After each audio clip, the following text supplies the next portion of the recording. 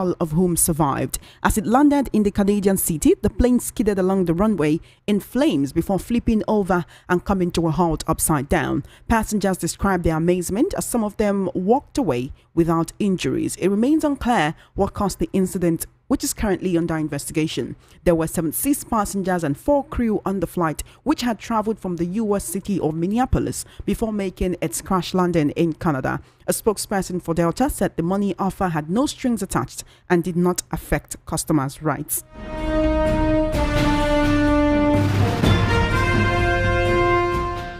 Back home in Nigeria, former military head of state General Ibrahim Badamasi Babangida has confirmed that the late Chief Moshood Abiola won the June 12, 1993 presidential election. The revelation is detailed in Babangida's autobiography, A Journey in Service, launched in Abuja today.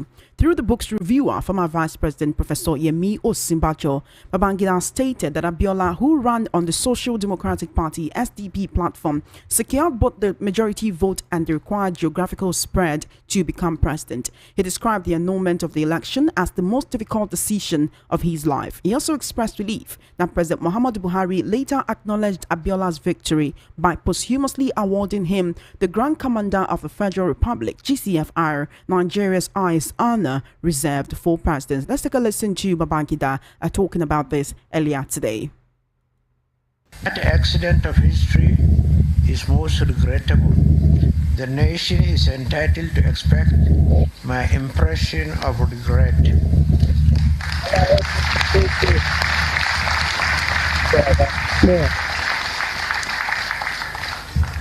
As the leader of the military administration, I accept full responsibility for all decisions taken under my watch.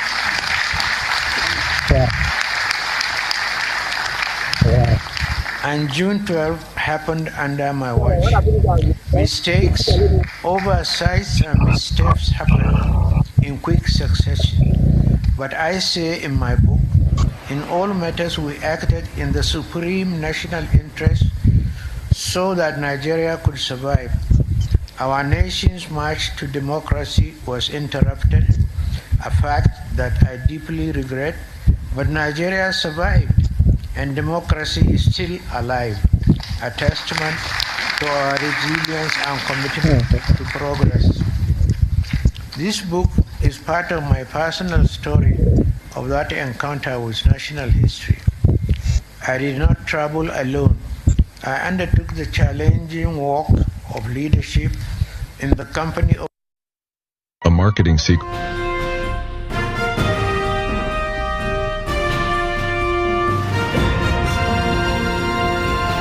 I've always known this to be the truth. I've always known this to be a fact. You don't really find so many people, against something that is. You never really find people who go against something that is true. The truth will always set you free, and I've always believed in that. So I knew this to be the case. Just because the nation didn't just because the elections were annulled, that didn't negate the fact that it was a free and fair election, and he did win. We can say what we want to say, but to achieve, they have achieved it. So when you say what they want to achieve, they've achieved it. Do you think he just said this to create a buzz around the book or to create a buzz around the event? No. Well, what I've realized about the Abiola scenario and the situation is that we find leaders who. It's like you put Abiola in a cupboard somewhere, and every time you want to make a name for yourself, you pull Abiola out and you... The June 12, 1993 election was annulled. Right now, the IBB has come out to make this revelation, admits to the mistakes that he made, that his military administration made at that time. Would the family be exploring any options, any actions, legal or otherwise? Well, for that is, like you said, with the family. So that will not be just a discussion with me alone. It will have to be a discussion with the family. Oh, this is what he wanted to do, and how do we achieve these different goals? So that's more of where I'm leaning to. So you would rather let sleeping dogs lie? At this point, because I think with time, things have. We're now in a different scenario. The country is going through a different period. we should be circumspect. So we should look at the wins. We're still in democracy. It might not be the democracy we want, but it's what we have, and we should try to see how we can build and strengthen this democracy in a way that would in turn honor the late Chief MK Abiola. So for me, I don't know if the legal routes will be the way, but like I said, it's not a decision for me alone. It's a collective decision between the beneficiaries of the estate, and then we would also decide and come up with a statement, I'm sure, in the near future. Thank you so dearly, Mr. Abiola. Thank you so dearly for speaking with us on the World News at 6 this evening on Voice of the People 90.3 FM. It's a great pleasure. Yeah, thank you so much for having me. Thank you so dearly. That was Mr. Abdul Mumuni Abiola. He is a son of the late Moshood Kashimawo Abiola, who won the election that has been touted as the freest and fairest election ever in Nigeria's history. The June 12, 1993 election actually was one of the freest and fairest, according to those who were there at that time. Unfortunately, I wasn't born then. But before we continue the news analysis segment on the World News at 6 this evening, I'd like to take a Vox Pop session. Actually, VOP News went on the streets of Lagos to ask older Nigerians who were aware of this situation, who were alive then, who knew about the situation, how they think about this latest revelation from the former military head of state. Let's take a listen quickly before we move into the news analysis segment.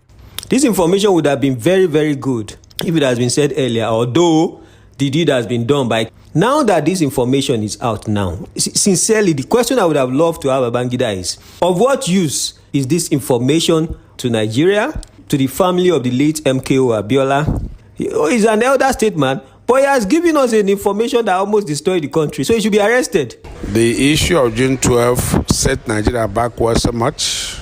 The IBB, some of us know, is a man who never regrets his actions, but I'm sure his conscience has hold on him so much over the years that today he has eventually confessed that he has regretted. But all the same, I also thank you for the courage to have spoken not through prophecy, by himself, regretting the act. It's medicine after death, because he knows that MKO Abiola won the election. So after destroying the man business, coming out to confess now, to me, it's too late. It's medicine after death. I don't take that. I don't buy that. Everybody then, those of us then that witnessed it, knew that Abiola won the election. But the military hierarchy then, it's not just Babangida alone that took the decision. Do you understand? It's not him alone that took the decision. But the military hierarchy felt that Abiola is too big, that he might not spare them if he one way or the other found them wanting in whatever position they held. So they connived and denied him that seat. Some of the reasons why we need history in our educational curriculum, so that our children will be following sequences as things unfold. They will be following it the way it goes. So right now, Babangida is bringing out history for the children that were not born. That revelations he made in his book, in his memo, actually is wrong. He's an army general. A decision was taken. He should have lived with it. Like when they were reviewing his book, the likes of General Gowon was there, and it became obvious that even when Gowon pointed at him, that he was one of the people that plotted his ousting, they all laughed about it. He should have owned up. He was the CNC as at that point in time. Good, bad, all stops at his table. He should have lived with it. We all knew that maybe the AF Arusi may have bent his hands, but he took out that decision. It was him and him that did it. That is the voice of older Nigerians talking on June 12th. I have Mr. Joseph Folorunshaw in the studios. Mr. Joseph, thank you so much. I'm not sidelining you, but of course we need to hear from different people. We've talked to Abiola's son. We've also talked to certain Nigerians talking about this June 12th.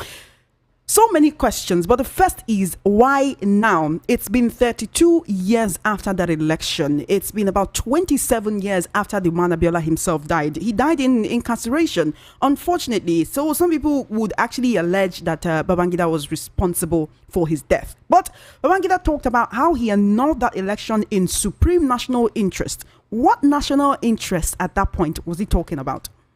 I think the answer would best answered by Babangida. But for me, what he has just done now, is just going to be is Babangida library, right? I think it's a very, very wonderful way of drawing traffic to that very library. You think that's what he's trying to do? He wants to sell the book? It's a way of drawing traffic to that very library. So a lot of people will be going there to say, okay, let me go there and pick up this book and read it and check other books in the library. And as we know, Babangida, all this while, he has been even at old age, he's still his brain is still he's still a very smart individual. For me, I think they should recognize one of a very respected a brand manager or a good marketer, because he just look at, okay, let me actually come up with this confession or regrets and in a book, on my book, and I believe they are going to stock his library with a lot of this book. But the regret will actually make sense if they see that all university in Nigeria, colleges of education, polytechnic, they should have this book free of charge. Nobody should pay a dime. Why so? To teach Nigerians history? Yes, now, because when you see someone, so that we actually go through the book and a lot of people ask questions. Then he has equally confessed to that this is where, if we have security agencies that are actually working, they know what to want to actually eradicate something like this in the future. If for that book, to now be used like a confessional statement, that maybe by tomorrow, it could be the IGP can arrange some team of investigators to go through the book, maybe in the next 1 or 2 weeks. Then they will, it may be difficult for them to say, let's invite Babangida to their office. But they will go to Babangida house and answer, okay, Oga, based on ABC, please, we need more for you to substantiate those statements. The second, let's get some list of people. Yes, it may not necessarily mean that when you prosecute it through the court and court make a pronouncement of that action, the state may decide to give them pardon. You understand? Like the question you're asking Abdul Muni, it is not Abdul Muni family now we're saying that we want to take a case against IBB. It is Nigeria as a country, the state. Nigeria is, because what Babangida just said is, I've committed treason. That a person that the whole Nigeria elected and the election was free and fair, that I am not, that I have agreed, yet I have committed treason. You're just saying that IBB admitted to committing treason not, by I am not, that election. According to his book, he said Chief Abiola actually won that election, and I regretted doing it. What he said, he said, I regrettably take responsibility. Yes, but he's also kind of blaming Abacha, saying he led the anti-Jew forces. Maybe if he wasn't around when Abacha did this. Forget that. Abacha did his own. Maybe tomorrow, if opportunity, God grant Abacha opportunity for him to come by, we write his own memo. Abacha is not here to defend himself. So some might say it's very convenient to just blame him. Let's leave Abacha. Abacha has been a very nice person, because every year he has been giving us money. Money has been coming from Abacha loot, and Nigeria has been. We don't know where those money is actually going to anyway. But what I'm saying is, if Babangida have agreed on all these things, that a lot of people died because of his action. A lot of people die. A lot of people, we don't know whether they are dead or they are lost. And so if someone have agreed to commit all these things against the state, if we have, I'm sorry to use this word, if we have serious security agency, particularly the police, for me, IGP will suspend every other work for now and said, you know what, I think I need to actually put the record straight. Now that Babangida is putting the record straight, we get it. We get some more information from him. Let's equally give the police some list of people, because only Babangida cannot commit this act.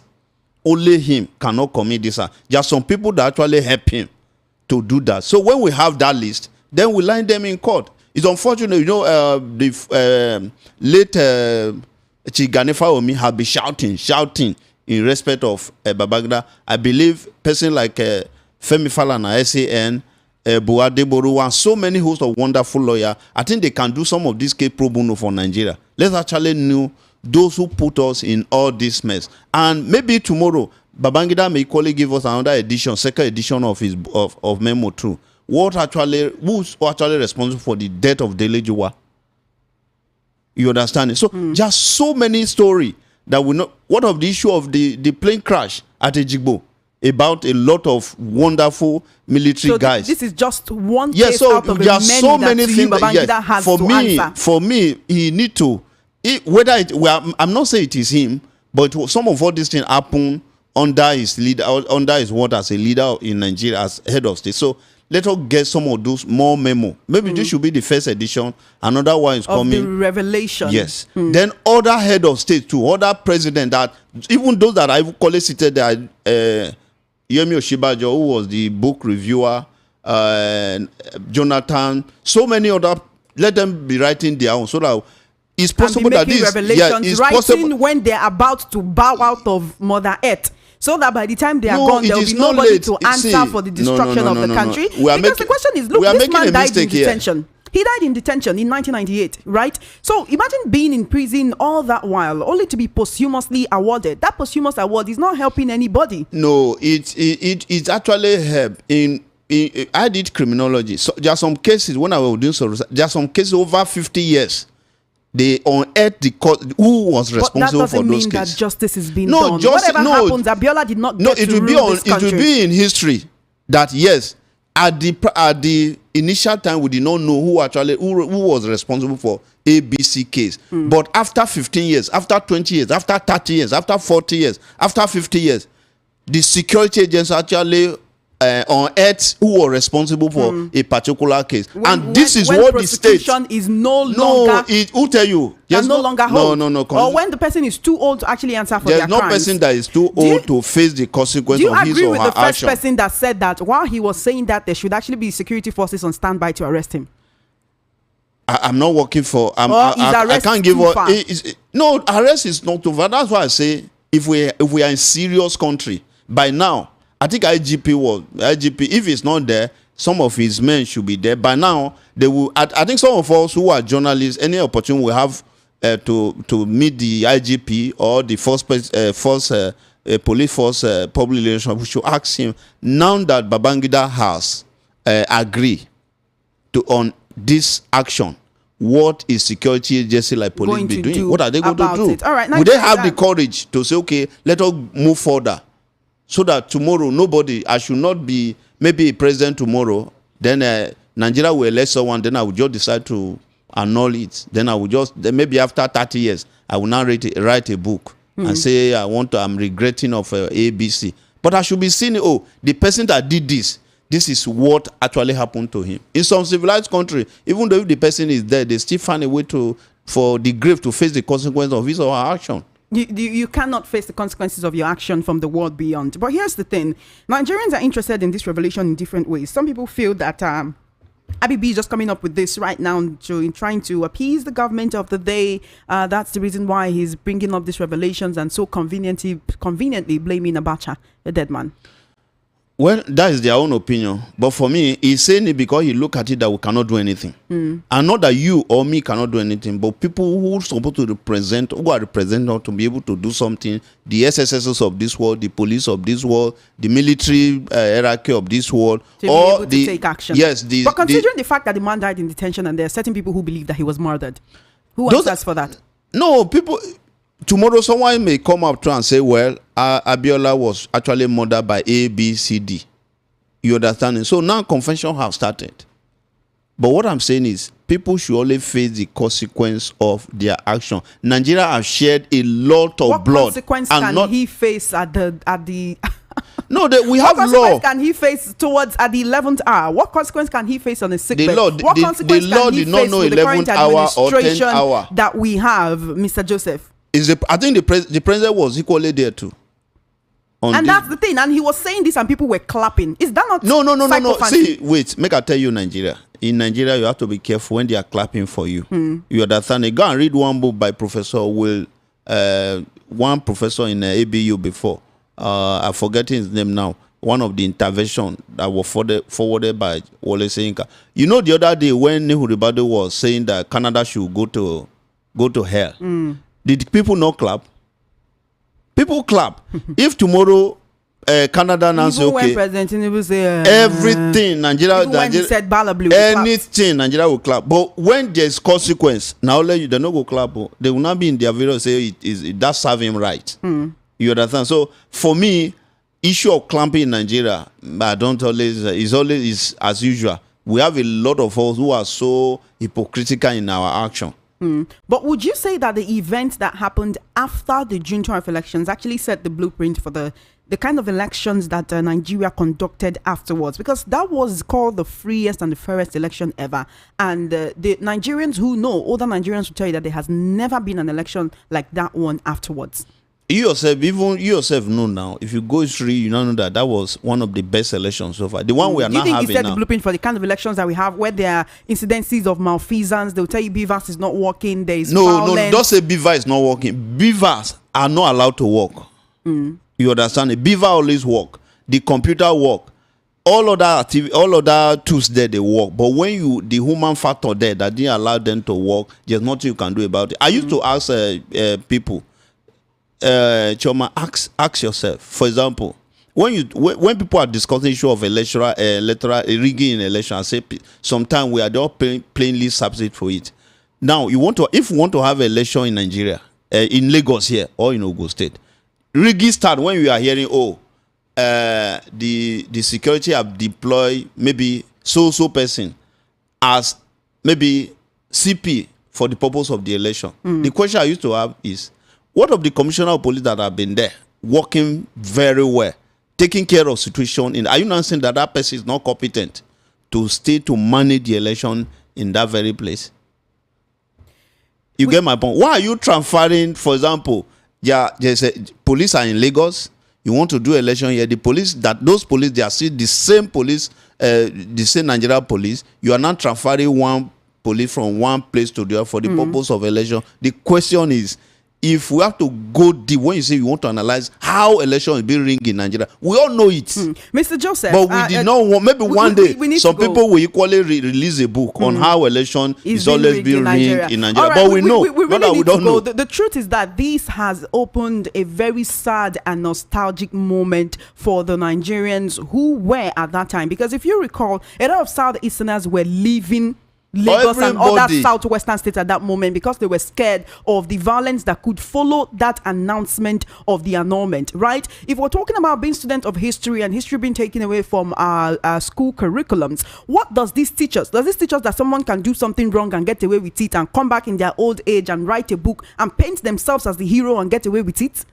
Is that what this is teaching us? What are Nigerians to learn from this right now? That an innocent man died. It's not only going away with it. And nothing is going to happen. Choma, any day that I would always see that video from TV, whereby after the whole of this, someone, as many of them I see clapping their hand on that very place, I think they should go home and ask themselves a question: are you sure we are not part of the problem of this country? Someone can every one of them supposed to be like in the Bible. They say they will go and rub ashes on their head in a sober reflection instead of clapping hand.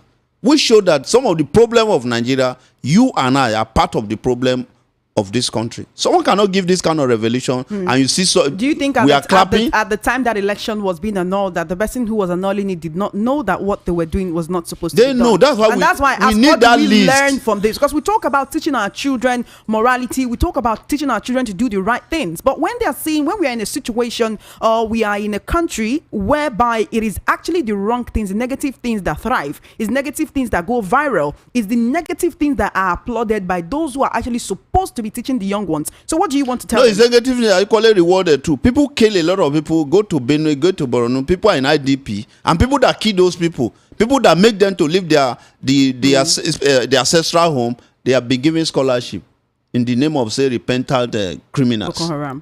Then people who actually survivors, they cannot go back to their various home.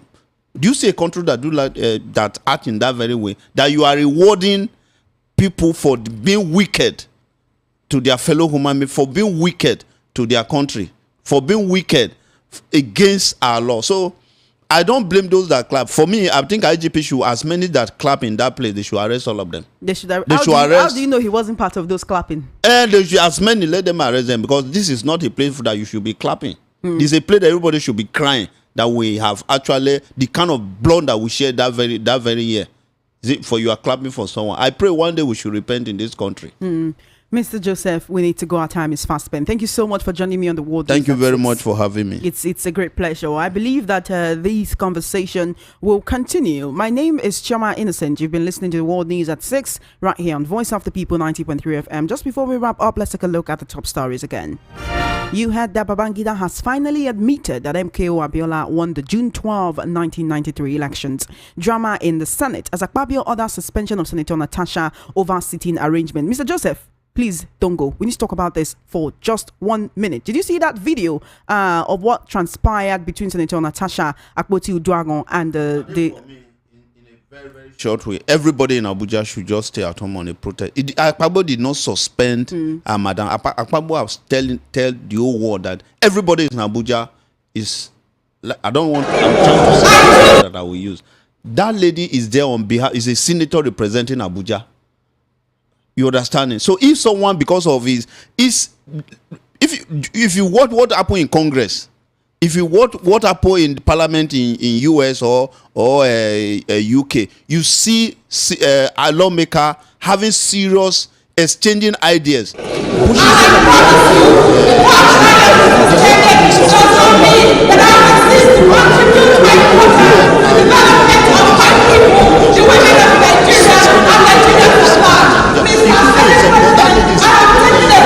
He lives in Abuja. No. That's the senator representing Kogi Senatorial District, Kogi Central. No, okay, sorry. That's not Ireti Kingibe. No, You're talking about that because he also had a confrontation with the senator. Yeah, so right? Now, there's certain people who feel that he looks down on women. Do you think that's that lady? No, that lady, the place that he come from. For me, they should be protesting in that very place. In Kogi Central. Yeah, in Kogi Central, because you cannot suspend that senatorial district. Where did Akpabo get the power? It's just number one. They just decide, okay, in a school they elect Chioma as our class governor, just to coordinate. Not that you are more student than any other person. So I don't know. Maybe it was a mistake. So Akpabio is acting outside of his powers. He doesn't have that power. He's not suspending the lawmaker. He's suspending the senatorial district. So that's what we should. So that is why we do tell our leaders they should know what democratic system is. For example, I am from Edo State.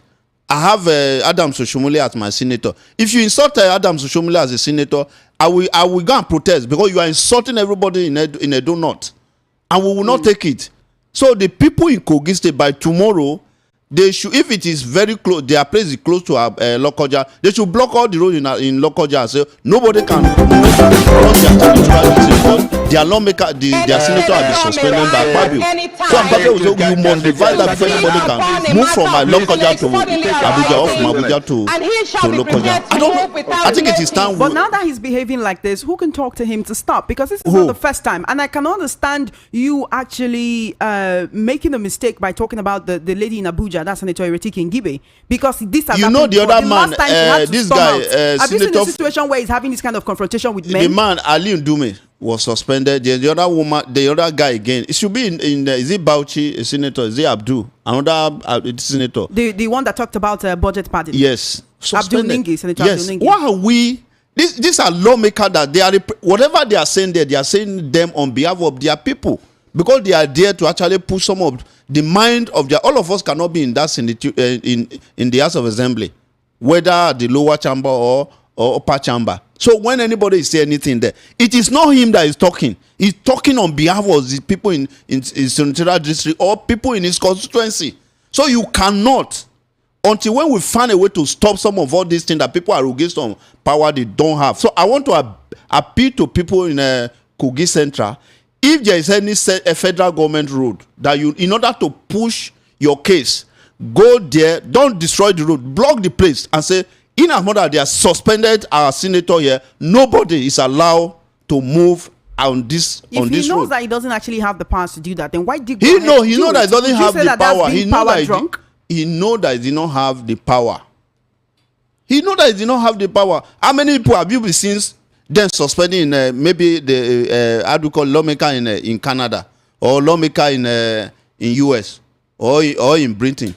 The people of that district will come and close the whole house. You have the power. You are not suspending that person. Mr. You are suspending the constituency, or you are suspending the senatorial district. So it is time we stop some of all this power we arrogate, power that we don't have, and we just decide, oh, I can do anything. Where do you get the power to suspend anybody, your colleague? Just like you are a student in any event, I call one of your students. He say, I suspend you as a student. When you are not the where VC you are not, even the way you are a VC, the VC will follow due process. Mr. Joseph, let us go. Thank you very Babangida much. finally admits MKO Abiola won June 12 elections. Drama in Senate as Akpabio orders suspension of Senator Natasha over seating arrangement. Afenifere Youth Council president abducted 100 million naira ransom demanded, and passengers on crashed Toronto plane offered $30,000 each. And that is a wrap on the world news at 6. My name is Chioma Innocent. Good evening and thank you for listening.